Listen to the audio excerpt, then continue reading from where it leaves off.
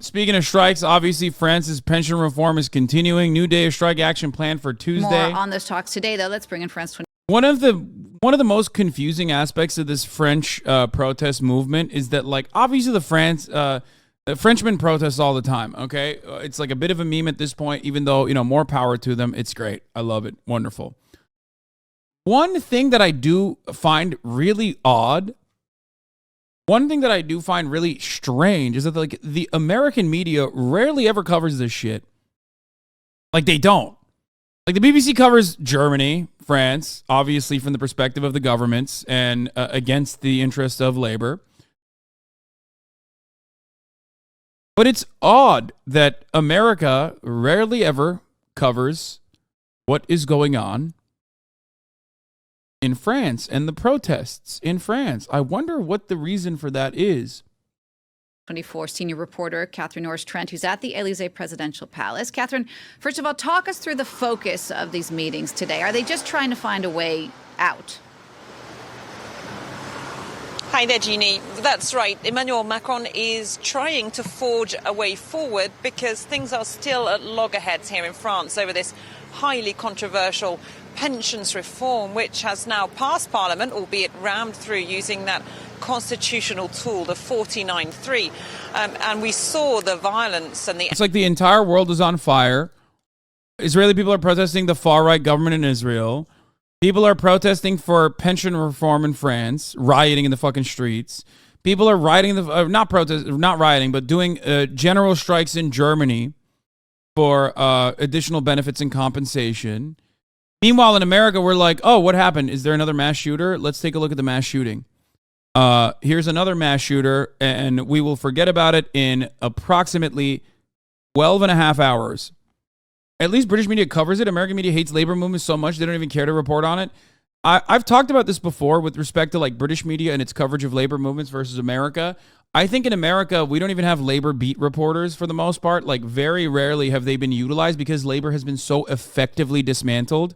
Labor power has been so effectively dismantled. A lot of labor unions are basically a part of the Democratic Party's infrastructure in many respects, and they themselves will sometimes implement or advocate for neoliberal policies because they benefit from it. They think that it actually helps them with their insurance schemes. This is, of course, not the rank and file's interest. The rank and file's interest can sometimes deviate from the interest of the labor leaders, right? The labor union leaders sometimes, unfortunately, do not represent the interests of the labor union rank and file. So for that very reason, I think that America just doesn't have a lot of experience covering labor, so much so that, like, sometimes they might even come across as, like, pro-labor in many respects. In the United States of America, oftentimes, whenever they cover labor union action, they're not, like, super aggro against the union employees. And I think it's a matter of how little power labor unions have.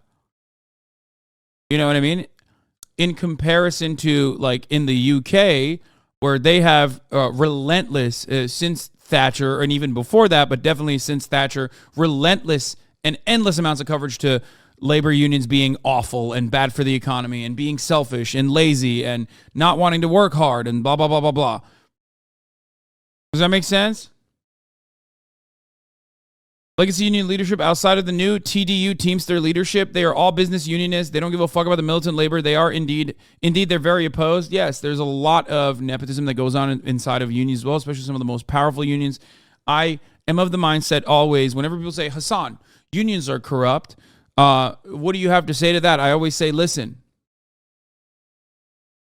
corruption is an inevitability in most power structures. If that is the case, if that is a constant, I would rather have the corrupt entity, the corrupt body, at least in some ways, tangentially represent the interests of the many rather than the interests of the few. A corrupt union is still better than no union. A corrupt union is still better than a corrupt corporation. We personally understand that corporations are supposed to be corrupt. They can do whatever the fuck they want. That's their starting position. That's their starting formation. Ultimately, within unions, you also have some level of democratic power, right? I love whenever I talk about an issue, and as soon as I'm done talking about the issue, like 2 minutes pass after I'm done talking about the issue, and someone comes in and be like, and is like, dude, did you talk about the issue already? Every time. And I know it's wonderful because a lot of you come in here throughout the day, whenever you have time to, like, you know, see everything and anything that I've talked about in that day. I love you guys. It's just so funny, though, that without fail, there's always someone who comes in and goes, "Did you talk about Israel already?" Like, literally just got done talking about Israel for like the past 2 hours.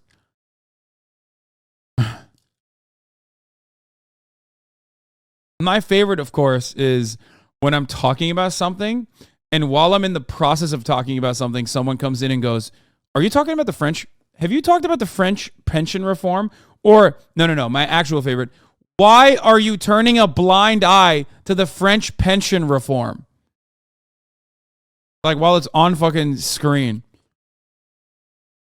I do think about that one chatter that we banned the other day, Murnich. I wonder where he's at. He was saying that I had a what do you call it? I was turning a blind eye to Israel because it didn't suit my narrative. Bro, you need to log off? Yeah, well, he's a long-term chatter, so I wanted to see what his take is now. I know we banned him, but yes, I remember. You are getting one guide through time now. You don't have to be condescending. Well, wait, what? Shut the fuck up. Wait, what? I wasn't being condescending. Hi, streamer. Glad to see you're doing a live VOD review of yourself.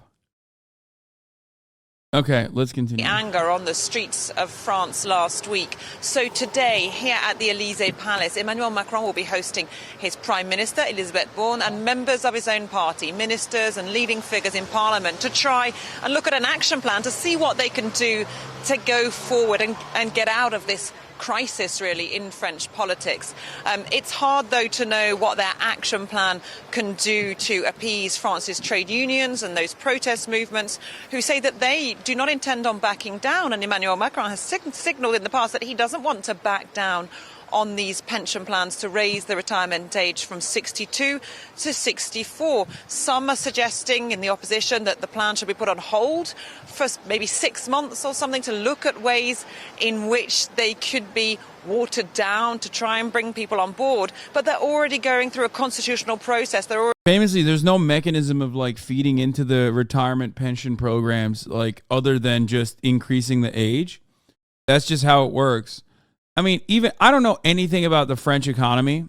Okay, what do they fucking make baguettes and stuff and cigarettes? They eat cigarettes and make baguettes. That's their entire economy, right? But like, and cheese, yes, oui, cheese, and also escargot, right? But like, even I know that here, there's always an endless amount of money supply that you're not fucking taxing, and it's oftentimes corporations and the wealthy. So where's that at? Oh, yeah, I was going to say, of course, before I forget, and manipulate African currency. I mean, duh.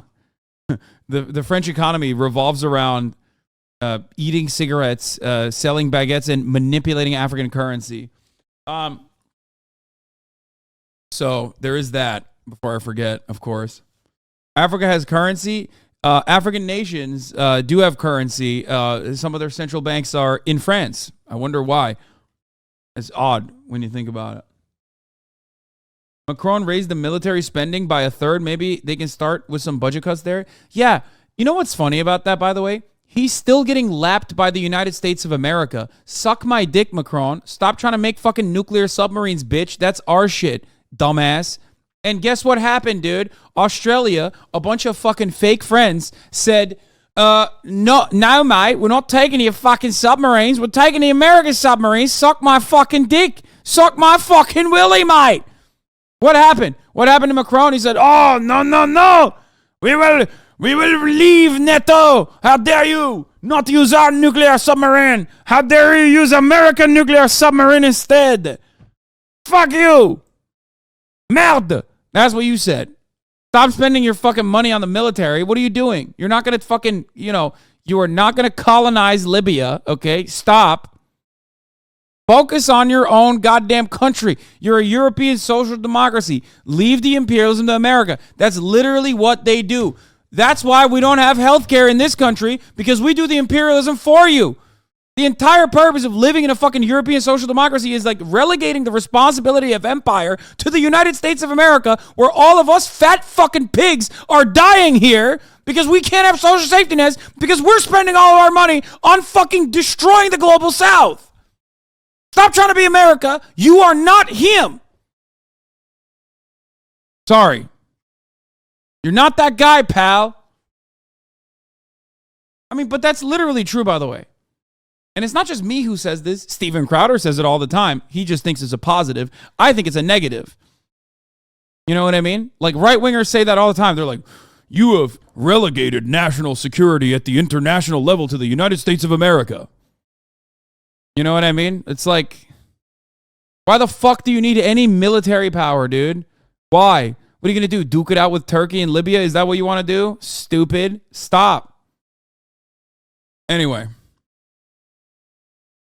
Already in the Constitutional Council, and basically Emmanuel Macron would just need to sign them off for them to become law. So it's tricky to see what at this stage the president and the government can do to calm the anger of protesters, but that's what they're going to be talking about this afternoon. Right. And in the meantime, Catherine, the anger is still very prevalent. Protesters have blocked the Louvre Museum today in Paris. The piles of garbage just keep getting bigger, and it's not over yet. It is not over yet by any means. The Louvre Museum, the world-famous museum, is actually closed right now, blocked determined by the protesting workers there. So anyone who's got tickets, for the moment it looks like that is closed today. There is still litter, garbage lining the streets of Paris, despite government orders. I love how much they talk about like the negative consequences of the strike. Here's one thing. Hasanabi rules of media literacy.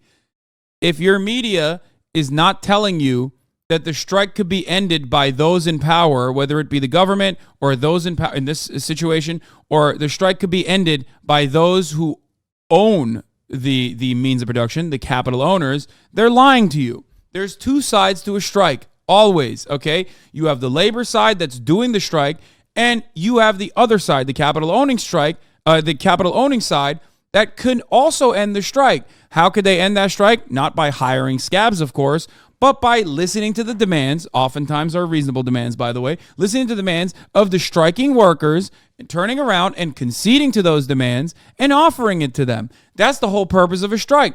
But for some reason, biased ass media, which, you know, operates as an arm of capital, will oftentimes refuse to mention that part. They never actually talk about that part. They always make it entirely up to the striking workers to just shut the fuck up and get back to work. That's all you're saying. When you talk about how dirty France is, okay, and not as a joke like I like to say, okay, but instead talking about, the French sanitation workers not actually cleaning up the streets. When you're talking about how fucking shitty that is, you're doing a disservice. You're not behaving like an honest, objective, truthful media that is supposed to be covering marginalized groups or identities or anything like that. You're talking about it from the perspective of capital owners. Okay? That's it. Now, the irony, of course, is that this person, Catherine Norris Trent, is a fucking worker. You're working for France 24. You might be a senior reporter, but ultimately you are a worker as well. If your workplace tomorrow decided to fuck you over, you would want a union to defend you. You would want other unions to also engage in an act of solidarity. But because the media has to work as an arm of capital, the only people that get to that position, that get elevated to that position, are dumbass class traders who don't understand their position as workers themselves. We've been conditioned to think that strikers are being lazy and greedy. Exactly. If you want to blame someone for the huge piles of trash, blame the government for literally just bouldering through and refusing to listen to the protesting French workers. For those refuse workers to come and collect it. It's basically not being cleared, or not on a massive scale yet, because a lot of the waste processing plants, the incinerators around the edge of Paris, some of those are still blocked by strikers too, so it's not able to be gotten off the streets. And there are other blockages in other towns, down in Nice in the south of France. Over the weekend in the west of France, there were extremely violent scenes with environmental protesters standing off against riot police, which is also a sign of this anger that's... Yeah, who's the violent side in that regard? The motherfuckers, the potato ass motherfuckers with like riot gear and rubber bullets and trucks that have high pressure water cannons, or the fucking like gay anarchist environmental activists? I wonder who is the truly violent side of this riot. Let's think. Still simmering here in France.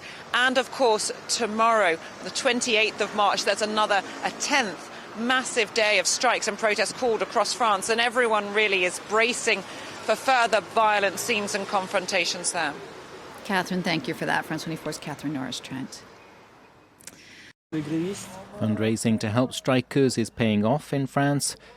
Money collected during demonstrations and on dozens of donation websites is now above 4 million euros. I remember a much different coverage over Hong Kong protests. Yeah, because that was...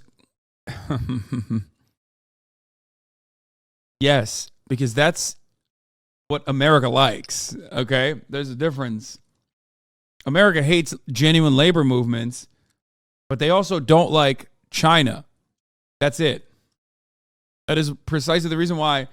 Never forget the Hong Kong protests that were against China, against the Chinese government, the Chinese Communist Party. When it was against the Chinese Communist Party, it's great. It's awesome. Yeah. Because again, that's where the American bias is. That's where the State Department and its interests lie. Julien Giquel works for one of the largest strike funds. 2,380,000, a nice sum. Many of the donations are for small amounts. Among the ones here, a surprise. 3,000. That's a big donation. It's a real pleasure to get that. The check is the second in a month from the same person. Jean-François Ledizet in Grenoble is now retired after a career as a maths teacher. He has long supported workers' rights.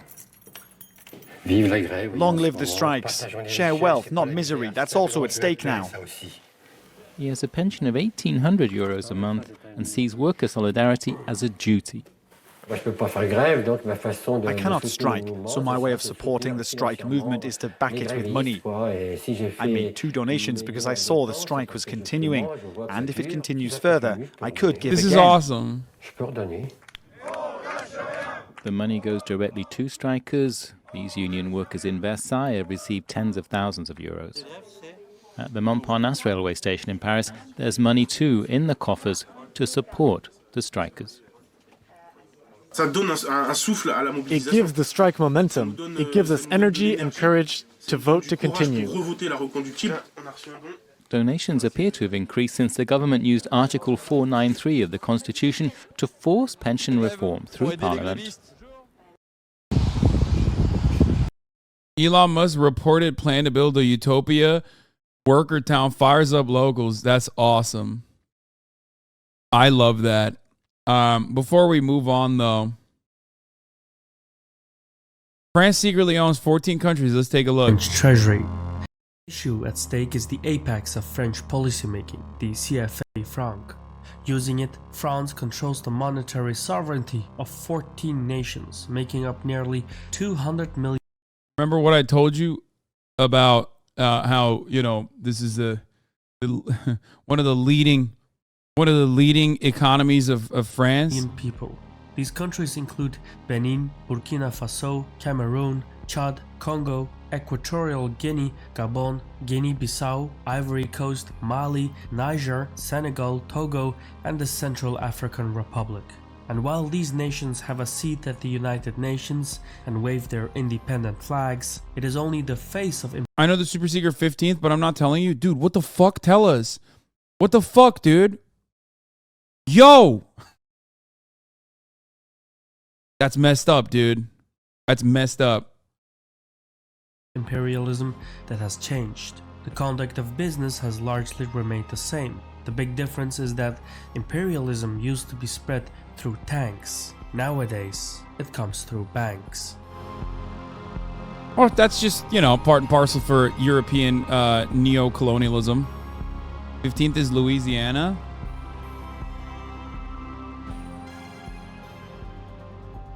Special thanks to the sponsor of this video, War. The most comprehensive. Shut the fuck up. Anyone pack that includes multiple premium vehicles, premium account, boosters, and much more. Anyone can create money. Now that's fucking targeting right there, dude. That right there, that's some hyper targeted shit. The hard part is having others accept it. In pre-colonial times, many African societies used cowrie seashells as a medium of exchange. These seashells were so widely circulated that by 1800 they had an official exchange rate with the French currency.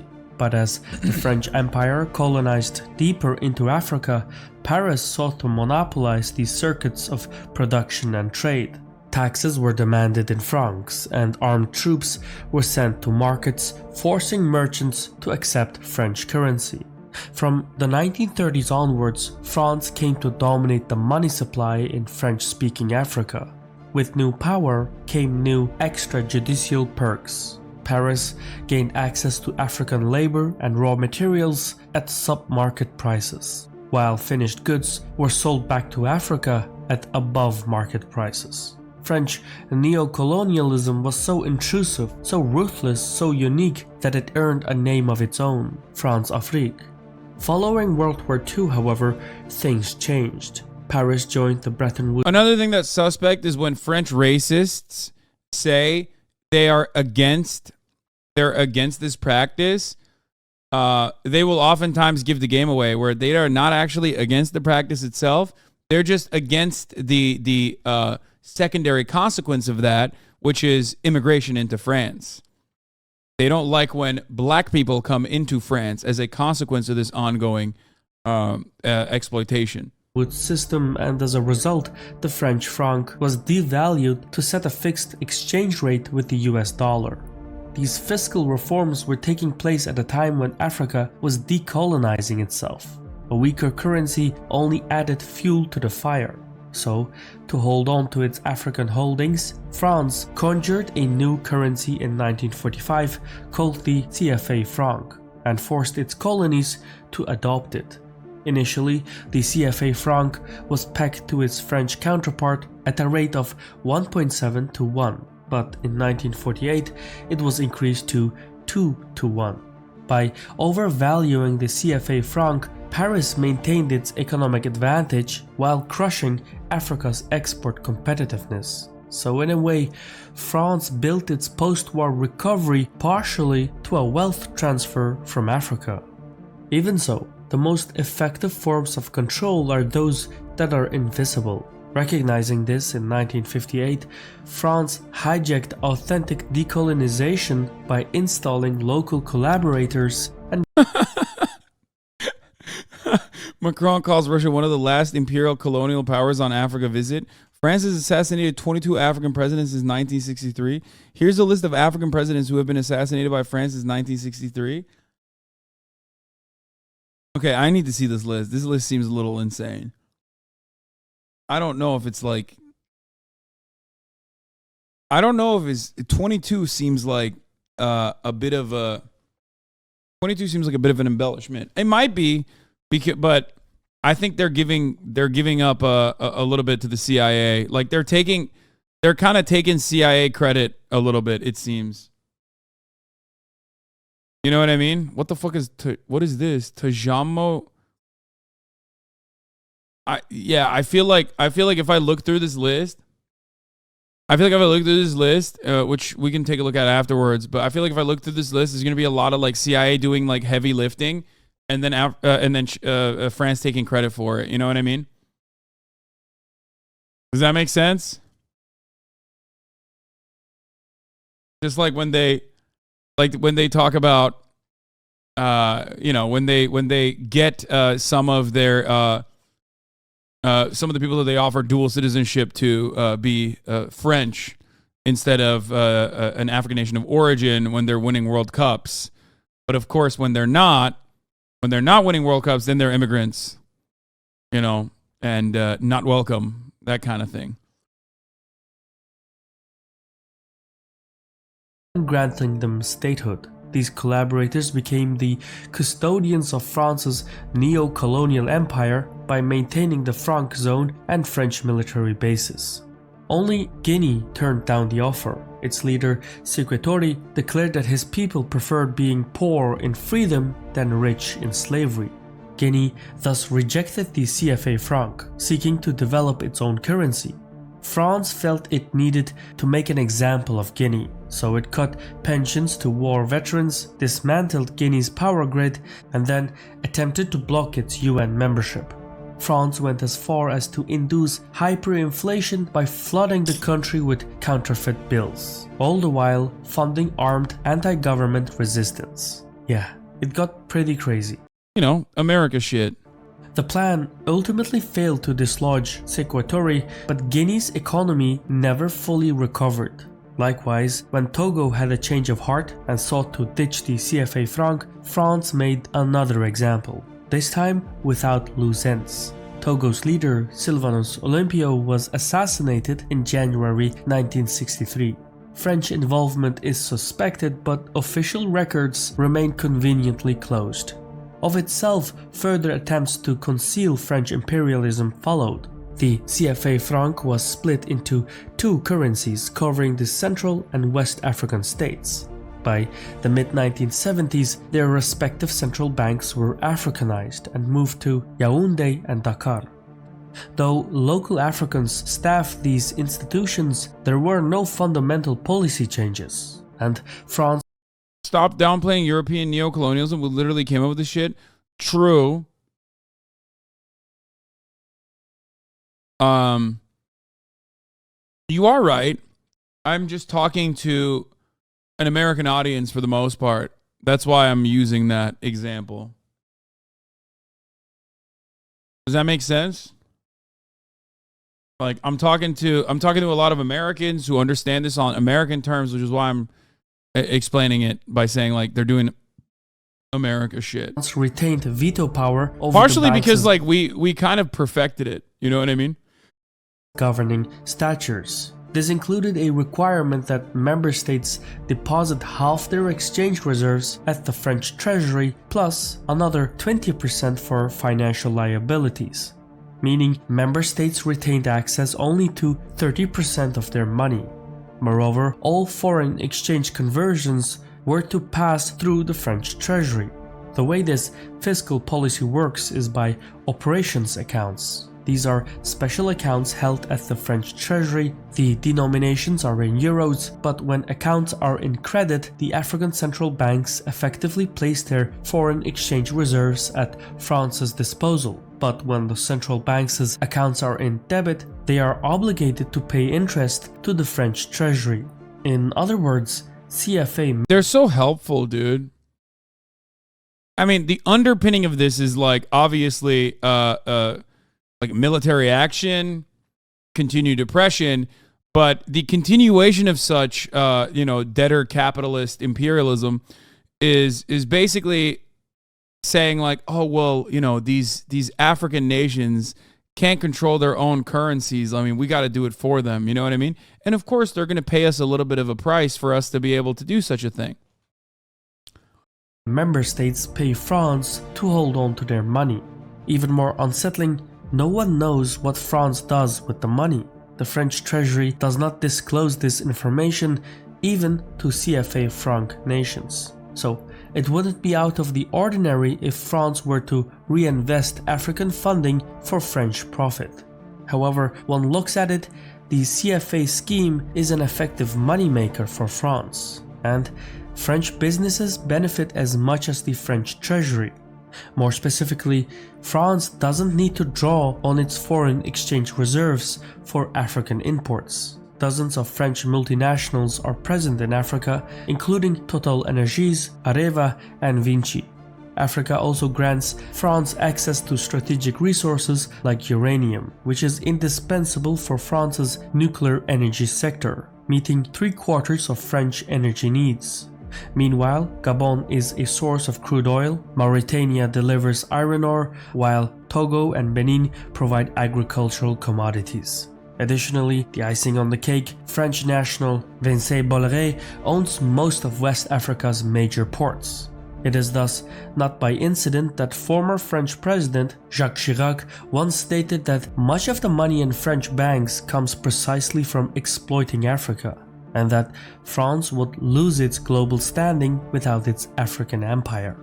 This is why people say Africa is not poor. Africa is not a poor continent. As a matter of fact, it's one of the richest continents. It's just that Africa has been stolen from the jump. That's it. It's literally... That's it. That's what it is. It's just been, they've had their natural resources extracted for a tidy profit that goes directly to European coffers. And by people, I don't know what, play that yellow clip. No, we don't need to do all of that, okay? To preserve its hegemony, France has intervened militarily on the continent 40 times since the 1960s. From propping up corrupt dictators to conducting military operations in the Sahel. Moreover, the configurations of the CFA franc allow profits and capital to be repatriated with ease. Between 1970 and 2010, Ivory Coast lost $40 billion to capital flight, which could have reduced poverty by 10% annually had it been reinvested domestically. Meanwhile, Equatorial Guinea and Congo, the main oil producers, transferred out the money equivalent of 43% and 30% of their respective GDPs between 2000 and 2009. Similar trends are present in Gabon and Cameroon. Opulence at the top generates misery below. Though advocates point to the CFA franc's stability, a lack of monetary sovereignty restricts the tools available to the CFA member states. For instance, Ivory Coast's inflation rate is below 6% versus 29% in neighboring Ghana, but the latter's extreme poverty rate is only 13% versus 30% of Ivorians. The CFA members... Bro, people are so mad about France in the chat, and it's so funny because like everyone that's saying this is American, like, what do you think we do? Like, well, what do you mean? Like, what? Like, why do you think I'm so angry all the fucking time as it pertains to the U.S. foreign policy? Did you have Paris syndrome when you went to France? No, I like France. I think France is very pretty. I know that that's an unpopular opinion, but from what I understand, Paris syndrome happens to Japanese tourists for the most part who like fantasize about France. They are like big Francophiles in Japan, but then they realize like they're coming from a actually developed nation, like a real developed nation, and then they go to France and they're like, well, it's just like kind of shittier than what we have at home.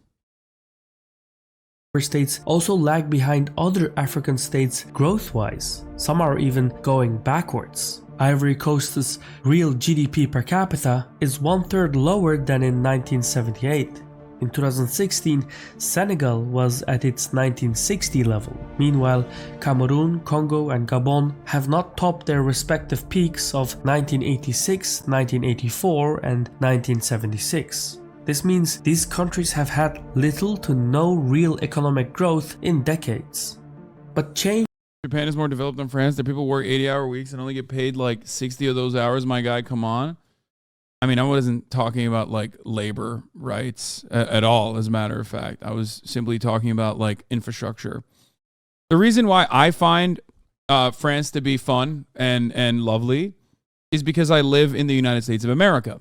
A nation without infrastructure and a nation that has higher hours of wage labor than France and Japan. Okay, so you're wrong on that front. We have worse labor conditions in the United States of America overall. Our labor conditions are like, you know, less than India, but still incredibly awful. And then also on top of that, We don't have any like decent infrastructure. No city planning, none of that. At least France has that. I see no issue with working more hours, to be honest. Okay, Dodgers lover, have fun with that. You know what I mean? Just like you're never working for yourself. You're working for another boss. So that's great. I mean, if you don't have issue with working additional hours, then, you know, I guess it's all right then. Never mind. Yeah, just go back to work. My man loves the Dodgers and he loves the boot, you know? Is the only Does he love the top of the hour ad break though? Here's a 3-minute ad break now. constant in life. In recent years, the societies of the CFA member states have started publicly talking about alternatives. It's a trend that is becoming increasingly louder. The most feasible proposal is to form a regional currency bloc untethered from French control. Some proponents of this plan would use the West African ECOWAS economic union as a springboard. This would reorient the CFA franc member states around Nigeria, which accounts for more than 2/3 of the regional GDP. Plus, Nigeria is a net oil exporter, while most West African states are importers, so there is a natural synergy in the ECOWAS region. Of course, nothing worth having comes easy. Paris has sought to forestall these attempts. A law to this effect was passed in the French Senate in January 2021. It looks to change the West African CFA franc into the ECO and then abolish the operations. 892, thank you for that. Faustini says, every time Hassan talks about colonial imperialism, I want to remind him that the United States is also a colonial project that threw off its imperialist master. We inherited European imperialism. We didn't create it. Also, 4 out of 10. Okay, we inherited it and then perfected it. What the fuck does that mean? Prop 65 warning. Thank you for the 5 get the subs. The Lost Companion. Thank you for the 3 get the subs. It's just like that's so. Faustini just has to chime in and make it seem like it's not us that's doing this. Like, you got to distance American actions from America for some reason every single time. Accounts and withdraw French personnel from the central banks. All this is to be completed by 2027, but Paris would still retain effective control. Where the African monetary reserves would be held, at which location remains unaddressed. It's safe to say that the French reform is nothing but a ruse.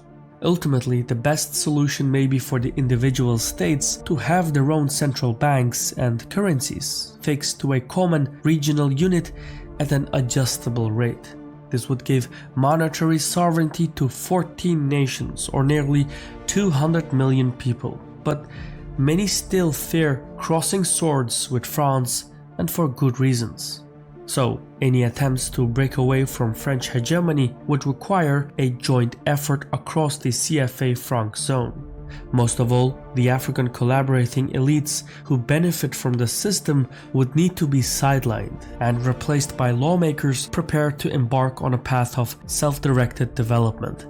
This may prove to be the greatest stumbling block, and it's something that has to change from within, because there is nothing more agreeable in life than making peace with the status quo, and yet nothing more corrupting. I've been your host Shirvan from Caspian Report. Also, it's worth saying that America does the same thing with 3 extra steps via IMF and World WTO. They control the monetary policy instead of direct money supply. Yeah.